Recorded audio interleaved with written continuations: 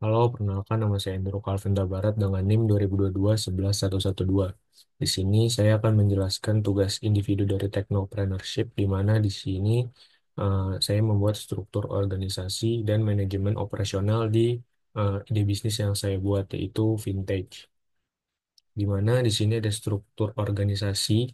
Yang pertama ada CEO atau Chief Executive Officer, di mana tugasnya ini untuk memimpin strategi dan visi perusahaan. Lalu ada CTO atau Chief Technology Officer, di mana eh, tugasnya adalah untuk mengelola pengembangan teknologi. Lalu ada CFO atau Chief Financial Officer, di mana tugasnya untuk mengatur keuangan dan manajemen risiko. Lalu ada CMO atau Chief Marketing Officer, di mana dia bertugas untuk memimpin pemasaran dan komunikasi.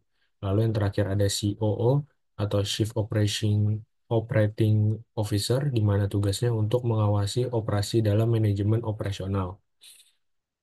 Lalu di sini ada fungsi dan tanggung jawab, di mana pada pengembangan fungsi dan tanggung jawabnya adalah untuk mengembangkan dan memelihara platform teknologi, aplikasi, dan infrastruktur.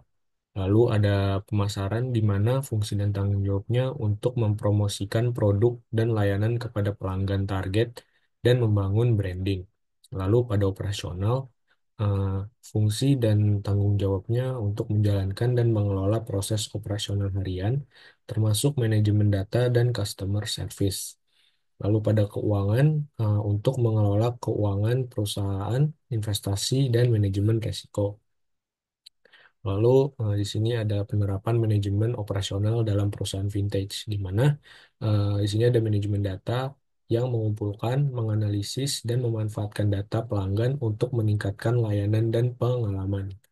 Lalu ada manajemen risiko, di mana untuk mencegah dan mengelola risiko keuangan, operasional, dan keamanan informasi. Lalu ada manajemen kinerja, di mana memantau dan mengukur kinerja operasional dan teknologi serta mencari peluang peningkatan. Lalu ada manajemen risiko dan keamanan informasi, di mana risiko keuangan itu mengatur pengelolaan risiko keuangan, termasuk risiko kredit, pasar, dan operasional. Lalu untuk keamanan informasi, dapat melindungi data pelanggan dan sistem teknologi dari serangan cyber dan pelanggaran data. Lalu untuk manajemen kepatuhan, dapat memastikan perusahaan mematuhi regulasi dan standar keamanan industri keuangan. Lalu di sini ada tantangan dan tren masa depan manajemen operasional dari divisi saya itu vintage. Di mana di sini eh, ada di peraturan, di mana peraturan yang terus berkembang dalam industri vintage. Lalu ada teknologi, di mana adopsi teknologi baru seperti AI dan blockchain. Lalu ada kompetisi, di mana meningkatnya persaingan antara perusahaan. Lalu ada keamanan, menghindari ancaman cyber dan melindungi data pelanggan. Lalu kesimpulan dari PPT ini, yaitu manajemen operasional vintage memerlukan pendekatan yang strategis dan berorientasi pada hasil. Karena implementasi teknologi yang tepat, manajemen risiko yang ketat, dan kemampuan beradaptasi dengan perubahan adalah kunci keberhasilan. Sekian presentasi dari saya. Sekian, terima kasih.